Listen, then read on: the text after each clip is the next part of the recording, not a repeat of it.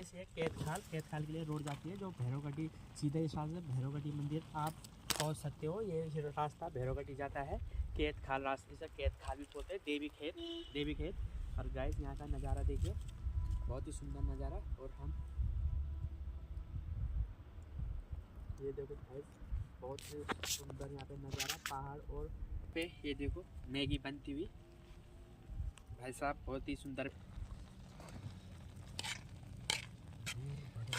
Maggi बना वाले बढ़िया। चक्को नीचे करो नहीं।